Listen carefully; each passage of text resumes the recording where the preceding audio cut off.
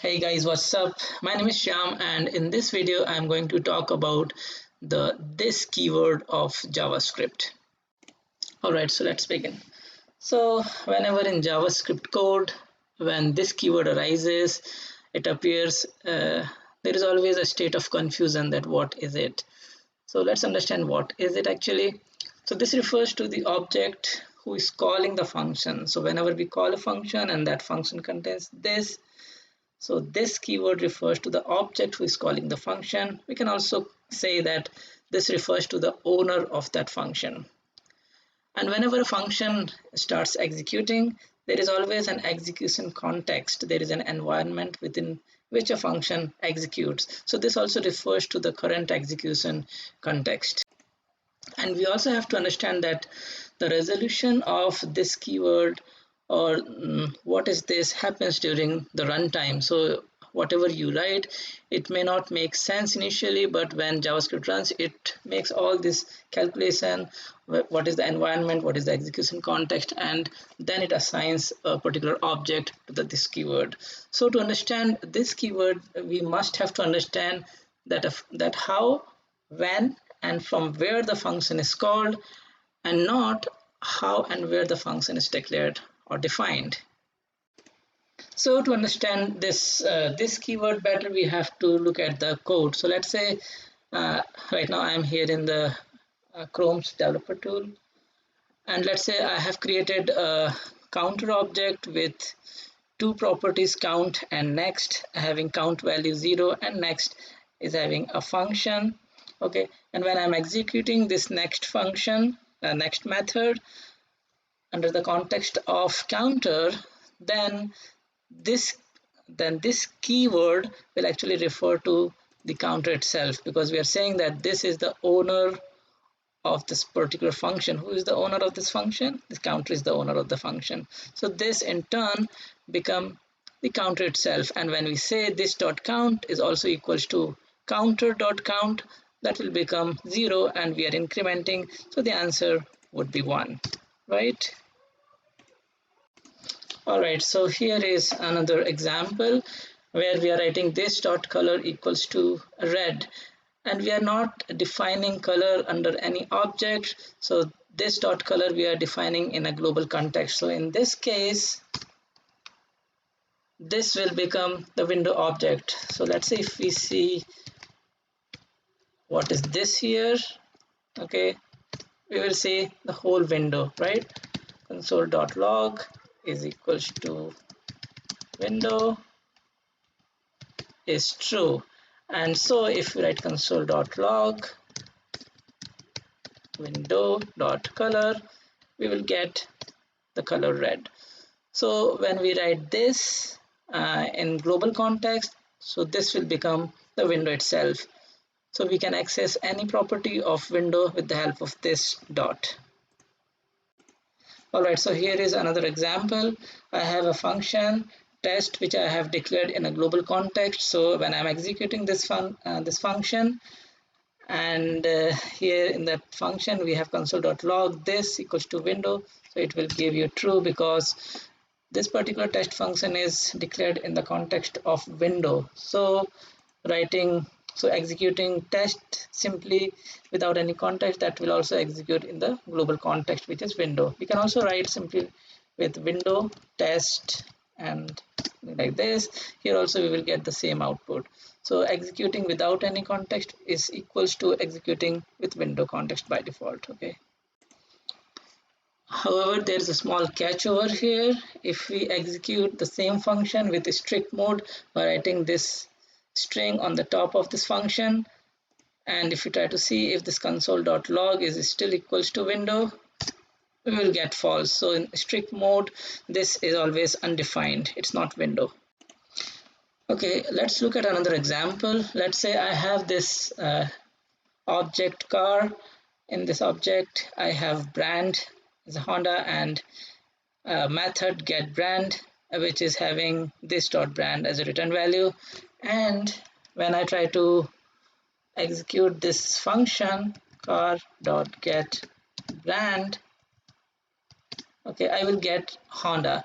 So because the owner of this get brand is car, and this will become car, so the car dot brand will be equals to Honda. Okay, but there is a small catch here as well. If we see, let's say I'm creating a variable, and instead of executing this get brand, I'm just returning the reference to the to this brand variable, and later I'm going to execute this function. Okay, so when I do this, I'm getting undefined, because when I do car.getBrand, I'm actually getting this function itself, and when I executing this brand, I'm executing under the context of window, and because window does not have brand, so window.brand will become undefined effectively. So that's why we are saying undefined value over here. However, we can solve this problem of undefined using a method called bind. So let's say I'm using this brand, let's say a new variable, and I'm saying car.getBrand. So I'm saying return this getBrand method, return the reference of getBrand to this brand2 variable, but we are also saying whenever we execute that method, use car as a context. Okay, so here let's say I'm coming and I'm saying brand2 and execute it, and we are getting Honda. So what we have done is whenever we are returning this method, we are saying the context should be bind to car object. We can also use any other object, and whenever this will return another function, and whenever we execute this function brand2, it will actually look for this particular object car, and this will always refer to the car object, and hence we are getting Honda value. Alright, so here is another example with this bind method. So let's say I have this car object with the same values and the same key and values over here, and then I am creating a new object bike with a brand property, and the value is Harley Davidson.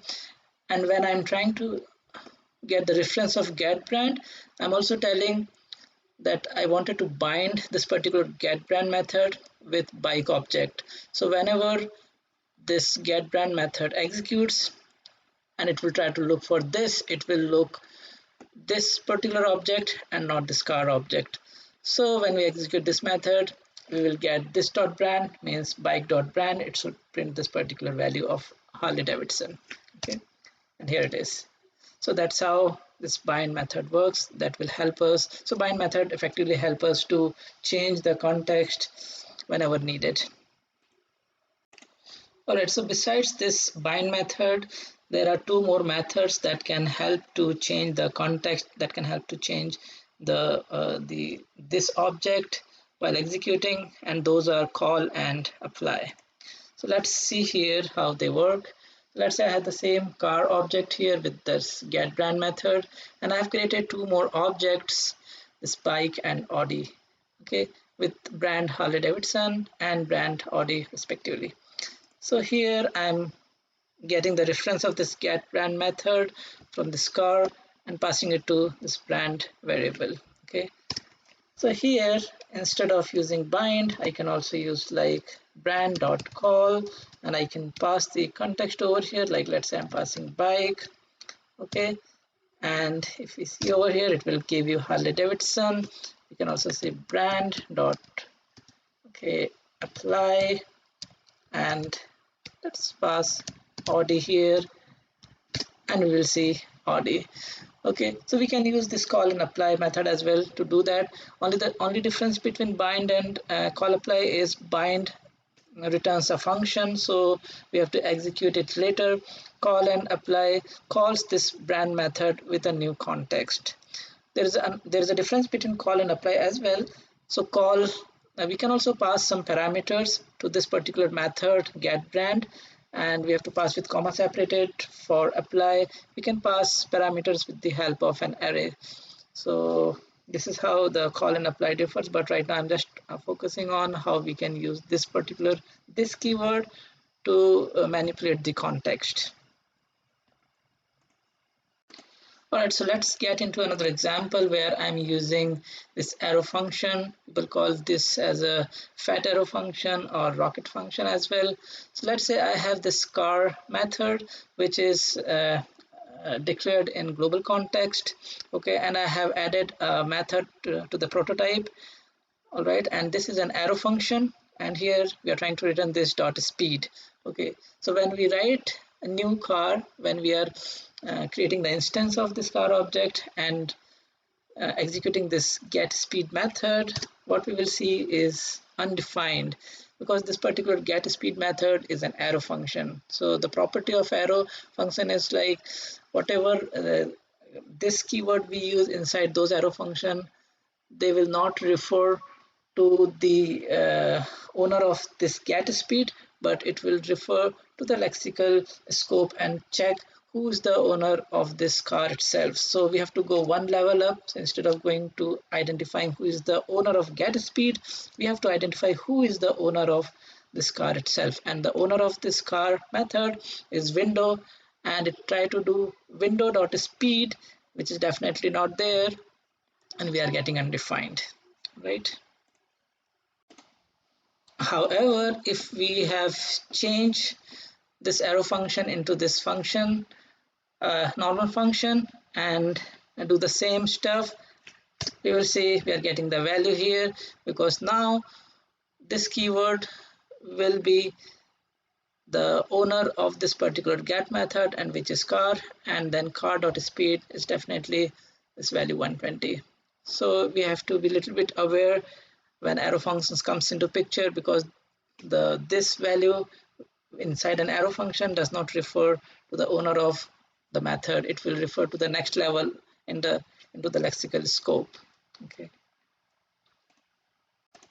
All right, so the last thing I wanted to talk about this is when we use this keyword in the event handler. So let's say I have this HTML page where I have created these three divs with ID div1, div2, div3. For the two, I am writing on-click events directly inline, and for the third one, I am using add event listener method. So the one thing we have to note down here is when we write on click directly inside the HTML, and we're calling this handler method. So whenever this click event occurs, this handler method will execute, and here this would not be the element, this would be the window object. Okay, so to fix this, we can do like handler.call and this. So we wanted to call this handler method, and under this context of this, so that this will become the element itself. So once we get the whole element as this, we can read any property of this particular element. So for the second case, we will get this .id properly as div2. However, in the case of first one, when we are writing handler and handler is executing in Windows context, and Windows context and window does not have id, it will give you undefined. And for the third case, we see we are creating this event with the help of this add event listener. So this will properly bind this with the particular element itself. So here also we will get proper value of div3. Okay, so let me execute it here. Okay, so here is the one, and I'm just opening the console. Okay, this is the console, a little bit bigger. And when I'm clicking this first one, okay, oops, just go away.